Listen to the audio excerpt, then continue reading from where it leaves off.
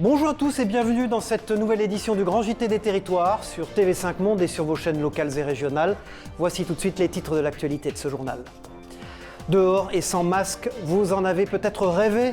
Ce sera sûrement bientôt une réalité. Des villes sont déjà revenues sur l'obligation du port du masque. Reportage à suivre à Arcachon avec la chaîne TV7, la chaîne du groupe Sud-Ouest. Lui n'a pas besoin de masque dans l'espace. Thomas Pesquet, en mission dans la Station spatiale internationale, a pris le temps de répondre à des élèves cette semaine.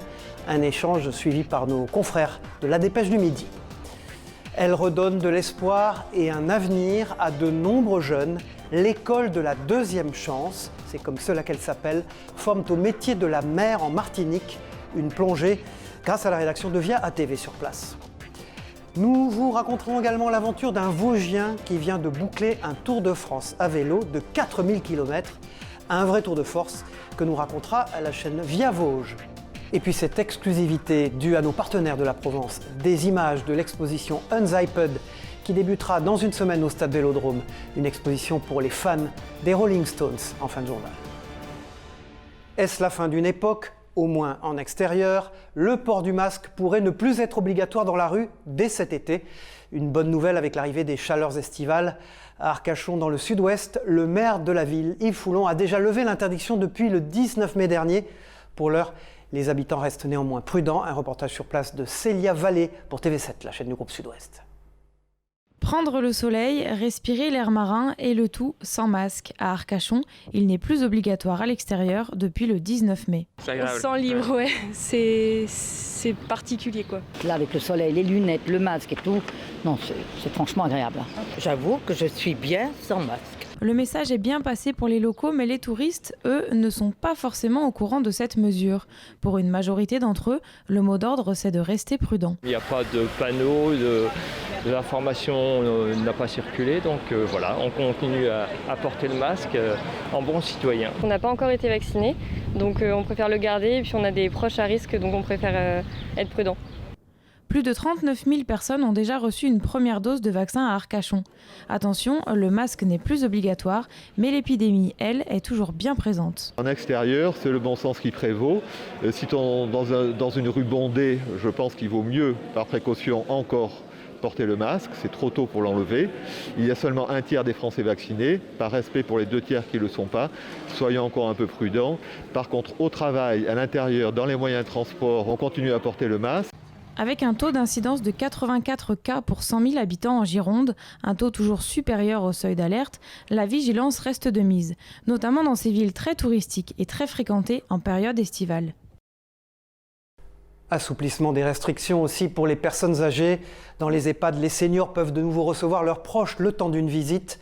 Un changement qui fait du bien au moral des résidents, même si vous allez le voir, les règles varient selon les établissements. Un reportage de TVR en Bretagne de Chloé Hébrel et de Lisa Hervé. Bonjour Marraine, comment vas-tu ? C'est redevenu une routine pour Viviane. Plusieurs fois par semaine, elle rend visite à sa tante Berthe et c'est dans sa chambre qu'elles peuvent se toucher et être ensemble en toute intimité. Un soulagement après des mois de restrictions. C'était gênant quand on était dans une salle, le plexiglas entre nous et voir la personne derrière un plexiglas. C'est un petit peu, ça couple quelque chose, qu'on n'a pas le contact pareil. Puis déjà, moi, on vient d'avoir une petite fille, je lui montrais sur mon téléphone, elle ne voyait pas pareil. Ici, dans cette EHPAD à Val d'Anast, les visites en chambre sont autorisées depuis fin février. Et aujourd'hui, plus besoin de prendre rendez-vous. Il y a eu beaucoup d'émotions au retour des familles, en fait. Beaucoup d'émotions pour les résidents, mais beaucoup d'émotions aussi pour le personnel, de revoir une vie normale, enfin, entre guillemets. Un assouplissement permis grâce à la vaccination. C'était une volonté de l'établissement et puis on peut se permettre de le faire parce qu'on a pratiquement 99% des résidents vaccinés et 84% du personnel. Donc on sait que le risque il est très limité. Autre EHPAD, autre protocole. Ici à Aidé-Bazouges, les visites en chambre et les retours en famille restent encore rares. Nous avons maintenu les visites sur rendez-vous afin de réguler le nombre de personnes présentes dans l'établissement, mais également pour avoir une équité sur le nombre de visites que chaque résident était en droit d'avoir. Ces mesures strictes pourraient toutefois s'alléger ce week-end avec la fête des mères. Il est parti il y a un peu plus d'un mois désormais dans l'espace, mais n'en reste pas moins en liaison avec la Terre. L'astronaute Thomas Pesquet, actuellement en mission dans la Station spatiale internationale, a participé cette semaine à un échange avec une cinquantaine d'élèves de la région de Toulouse. Collégiens et lycéens ont ainsi pu lui poser des questions sur son métier et ses activités dans l'espace. Clément Gassi, du journal de la Dépêche du Midi, a pu assister à cet échange organisé par le Centre national d'études spatiales. Il a recueilli les impressions des élèves. Écoutez-les. On se dit qu'il est quand même à 400 km au-dessus de nos têtes et que c'est fluide, on arrive à le voir facilement, il répond à nos questions. Je trouve ça assez impressionnant et ça donne envie. J'aimerais bien bosser dans le spatial plus tard et c'est vraiment un rêve inaccessible, ce serait d'atteindre l'espace comme lui. C'était chouette de voir un Français partir à l'ISS et parler l'anglais comme il peut parler le français. Je trouve ça exceptionnel et magique. Déjà, moi j'ai bien aimé quand il flottait parce qu'au moins on voit la pesanteur, comment c'est dans l'espace et ses ressentis. Sans transition dans ce journal, le cancer du sein est, vous le savez, le plus fréquent chez la femme.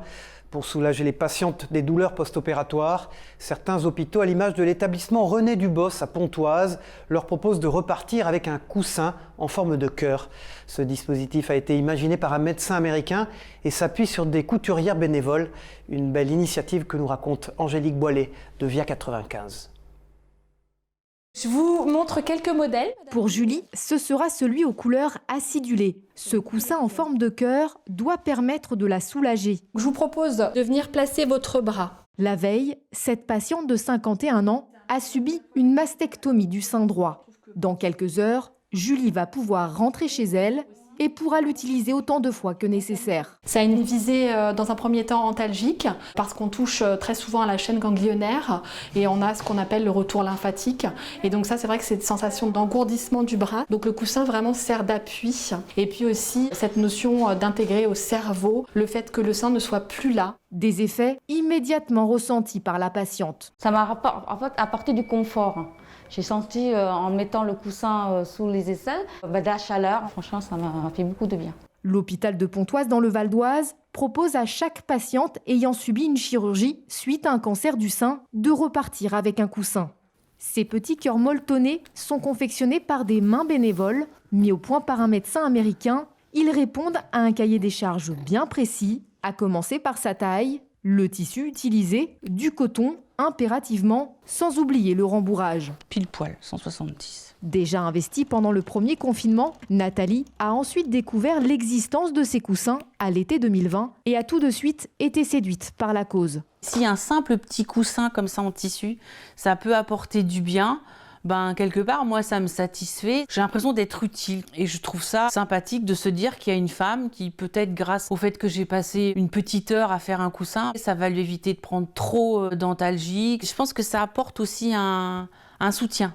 Le cancer du sein reste le plus fréquent chez la femme. À la maison, chez vous, dans votre voiture ou encore au travail, le numérique est présent partout dans nos vies et notamment dans les villes. La Smart City, soit la ville intelligente en français, est l'un des enjeux du futur pour les collectivités. Et à Monaco, de nombreuses applications et intelligences artificielles sont déjà présentes dans le quotidien des habitants. C'est un reportage sur place de Christophe Rigaud pour le Grand JT des Territoires. La ville de demain est en train de s'inventer ici, à Monaco, grâce au numérique. La principauté est devenue un véritable laboratoire de la Smart City, la ville intelligente du futur. En 2019, Monaco a été le premier pays à lancer la 5G et possède aujourd'hui l'une des 2 fibres les plus rapides au monde. Grâce à ses infrastructures et à des capteurs qui remontent des données en temps réel, la principauté teste de nouvelles innovations, notamment pour la mobilité. Aujourd'hui, les bus à Monaco, lorsqu'ils arrivent devant un feu, ont automatiquement le feu vert pour favoriser la mobilité et les transports en commun et l'environnement. C'est fait par des capteurs, c'est fait par de l'analyse qui permet justement d'avoir une ville intelligente, c'est-à-dire une ville qui décide d'options favorables à la population et à l'environnement.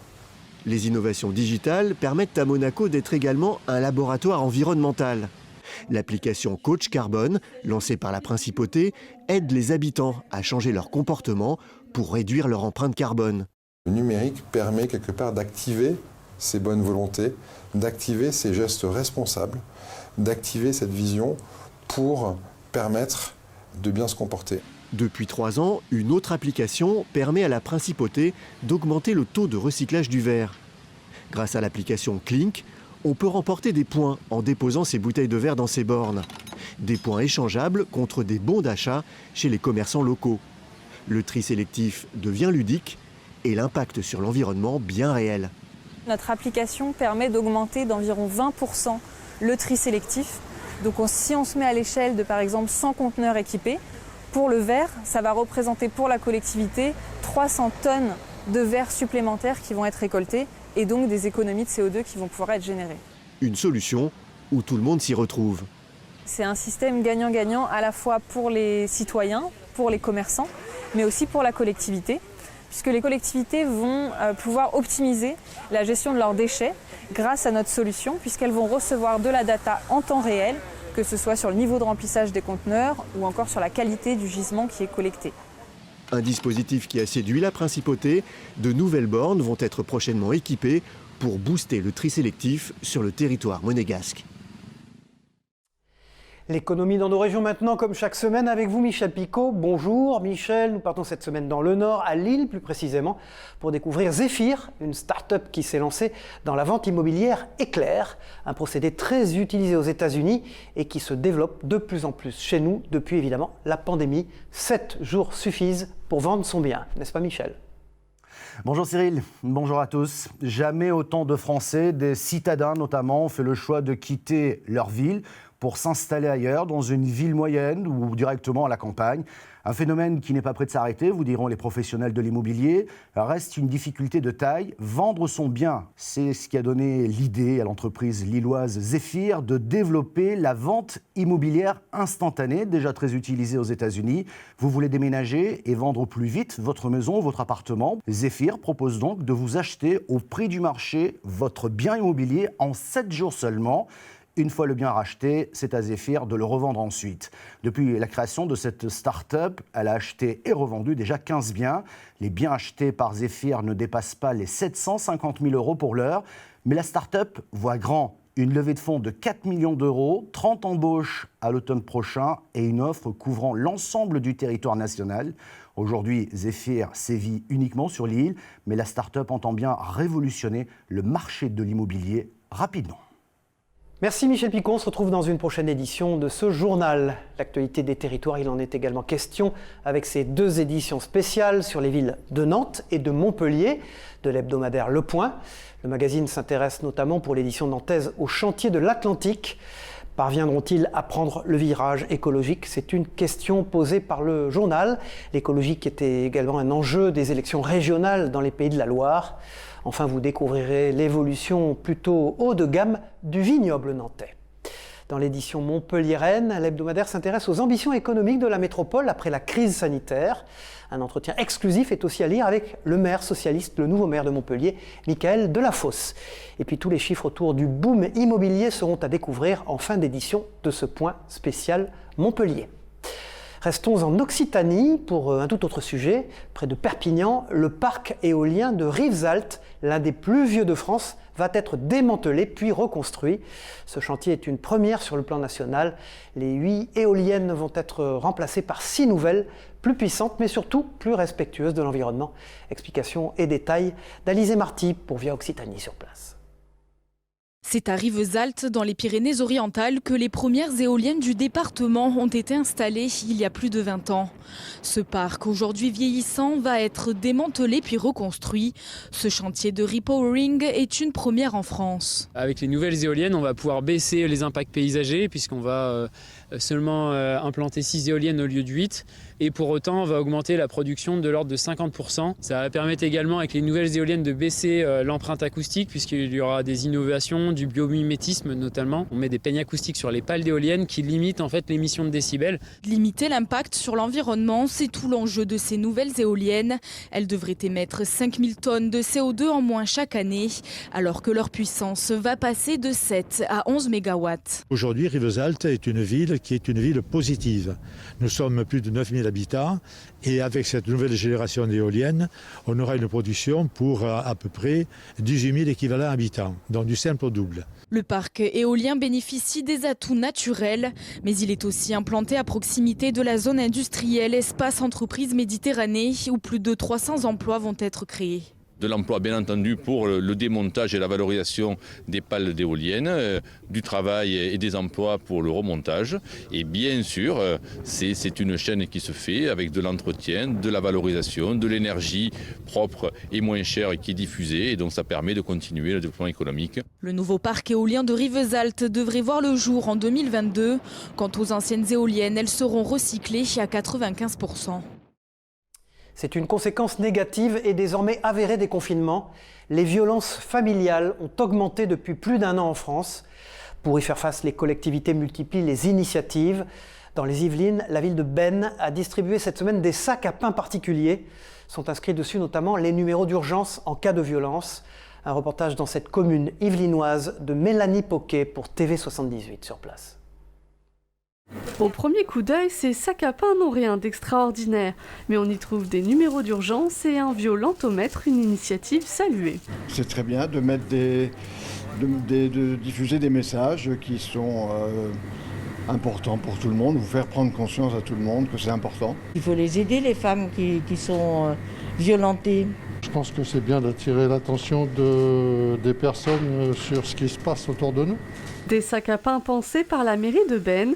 Les 2 boulangeries de la commune ont été livrés ce mardi 1er juin. Ma copine travaillant là-dedans, elle m'a un peu sensibilisé à ça.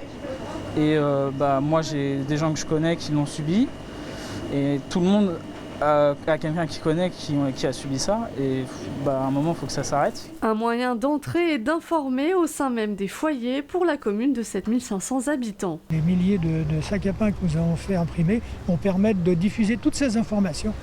Et on espère qu'effectivement, si dans une famille, on a ces problèmes intrafamiliaux, qu'ils puissent prendre appui sur ces sacs à pain pour libérer la parole. 10 000 sacs à pain ont été remis. Ils viennent compléter les actions d'associations et de gendarmerie. En 2019, près de 200 femmes, hommes et enfants sont morts de violences intrafamiliales. Chaque année, près de 15 000 jeunes intègrent le réseau associatif des écoles de la deuxième chance. Une opportunité pour ces jeunes souvent désœuvrés face aux études, sans travail, et qui peuvent ainsi être formés et accompagnés dans leur parcours. En Martinique, vous allez le voir, plusieurs d'entre eux ont découvert les métiers de la mer, un secteur porteur où l'activité ne manque pas. Un reportage de Tom Gagnou pour Via ATV sur place. C'est parti pour la première activité de la matinée, la plongée et la découverte des herbiers. Une demi-heure coupée du monde, au cœur de la biodiversité marine de l'île, une véritable découverte pour Teddy. Ça m'a permis de découvrir qu'il y a plusieurs types d'herbes dans l'océan, surtout les herbiers et les différents types d'espèces justement, plusieurs types de poissons. C'est plus de la découverte et éventuellement orientation vers des métiers qu'on ne connaissait pas. Car c'est aussi l'objectif de cette journée. Ces jeunes sont sortis du système scolaire classique, tous pris en charge par l'école de la deuxième chance du Sud. Ils découvrent aujourd'hui les différents métiers liés à la mer. À la base, c'est pas ça mon métier professionnel, mon projet professionnel. Mais ça m'a appris autre chose. Atelier photo, natation et plongée, encadrés par des professionnels pour sortir de l'ornière, autant plonger dans le Grand Bleu. C'est l'idée portée par la structure pédagogique et un constat, les opportunités professionnelles ne manquent pas sur le littoral martiniquais. L'objectif, c'est de pouvoir démocratiser les métiers liés à la mer, c'est-à-dire de permettre aux jeunes de voir qu'il y a la mer qui a un super potentiel et qui est mal exploité, mal connu, et qu'il y a aussi des métiers qui sont en tension au niveau de la mer. À l'issue de cette journée, les stagiaires ont reçu attestation et diplômes qualifiants. Une première étape pour envisager d'autres horizons, une deuxième chance pour l'océan, mais aussi pour eux. Ils débuteront le 23 juillet prochain. Les Jeux Olympiques de Tokyo ont dû être repoussés bien sûr d'une année à cause du Covid. L'édition nippone n'en restera pas moins marquée par la pandémie cet été. Et comme tous les 4 ans, les Jeux paralympiques se dérouleront aussi dans la foulée du 24 août au 5 septembre prochain. À Limoges, la ville est devenue depuis quelques semaines centre de préparation officielle pour les équipes de para-judo et de handi-natation. Comme vous pouvez le voir sur ces images de la rédaction locale 7 à Limoges, les équipes de France peuvent profiter d'infrastructures de haut standing et se préparer ainsi à glaner, j'espère, de nombreuses médailles. Lors des Paralympiques de Rio en 2016, la France avait gagné 28 médailles, dont 9 d'or, se plaçant ainsi 12e du classement international. Nous souhaitons évidemment bonne chance à tous ces sportifs de haut niveau qui représentent fièrement notre pays. Lui ne prépare pas les JO du Japon, mais ceux de Paris. Dans 3 ans, le danseur Sekou Diagouraga s'est rendu dans une école du Mans pour faire découvrir sa discipline, le breakdance. Une discipline qui sera pour la première fois au programme, et oui, des Jeux Olympiques, mais en 2024. Une rencontre avec des écoliers donc organisée dans le cadre d'un festival. Margot Bianco et Milan Loustalo de Via LMTV n'ont pas dansé, mais suivi cet atelier hip-hop. Regardez. Entre 2 répétitions pour tenter de se qualifier aux Jeux Olympiques 2024 dans la discipline breakdance, le danseur Sekou Diagouraga du collectif Manceau Légitime Obstruction transmet quelques mouvements de base aux élèves. Donc, la jambe droite, je l'attends vers ma gauche. C'est pas très courant, mais je trouve ça important parce que au-delà juste de l'aspect visuel que les enfants aiment dans la danse, il y a aussi l'aspect culturel, parce que le hip-hop, c'est une très grande histoire, et c'est une belle histoire qui dure depuis 30 ans et qui durera encore très longtemps. Réceptifs, les écoliers se plient à la discipline avec brio. Il y a des mouvements, ils sont durs, et des mouvements, ils sont faciles, et puis ça dépend si tu es médecin, quoi. Surtout les positions qu'il faut vite changer de bras et qu'il faut être surtout sur ses appuis. Mais après, on apprend à faire à mesure, ça devient facile. La professeure en demande de ce projet est fière du résultat sur sa classe. Je pense que c'est un moyen vraiment de démocratiser la culture, de se dire que ce n'est pas réservé à une élite. C'est aussi tout à fait d'actualité, c'est vraiment très tendance, le graphe en ce moment, les cultures urbaines, ça a vraiment le vent en poupe. Moi, si je pouvais donner un conseil à toutes les écoles, investissez ce monde-là, parce que ça touche à beaucoup d'enfants et beaucoup de public. La suite du programme culturel pour ces élèves, c'est la visite de l'exposition d'Olga Bartz à la MJC Ronceret, partenaire du festival Connexion de super format. Et dans moins d'un mois, c'est le Tour de France qui débutera. La première étape partira de Brest en Bretagne. De l'autre côté du pays, dans les Vosges, l'aventurier Stéphane Brognard vient de boucler, lui, son Tour de France, nommé Gallia 480. Le Vosgien a parcouru 5000 km en moins de 20 jours. Un vrai Tour de France sur lequel revient Nicolas Brédard de Via Vosges sur place. Le 3 mai dernier, il s'est lancé de Paris pour réaliser son Tour de France à vélo, Gallia 480, la Gaule en moins de 20 jours. Nouveau défi de l'ultra-trailer et désormais aventurier vosgien Stéphane Brognard, auteur, on le rappelle, de la traversée de l'océan Atlantique à la rame en solitaire l'an passé. Au programme cette fois-ci, près de 5000 km et 44 000 mètres de dénivelé positif sur les routes et chemins de l'Hexagone. Là encore, il aura dû composer avec une météo capricieuse, vent, pluie, grêle, c'est le jeu, mais a toujours pu compter aussi sur le soutien de nombreuses personnes sur son passage grâce à un appel lancé sur les réseaux sociaux pour l'héberger, faire un bout de chemin avec lui ou simplement l'encourager. Quelques ennuis mécaniques forcément, notamment ces derniers jours sur les routes du Nord. Ici, la Trouée d'Arambert, mythique section pavée du Paris-Roubaix. Le gaillard n'a pas ménagé sa monture ni son corps, mais n'a pas connu de blessures, sinon l'usure physique et psychologique. Mais pas de quoi enrayer la bonne marche de Stéphane Brognard, de retour dans les Vosges samedi matin, ici du côté du col de la Chlourte, bien accompagné sur les dernières dizaines de kilomètres et chaleureusement accueilli comme il se doit chez lui à Rochesson, après avoir rempli son défi en un peu moins de 479 heures.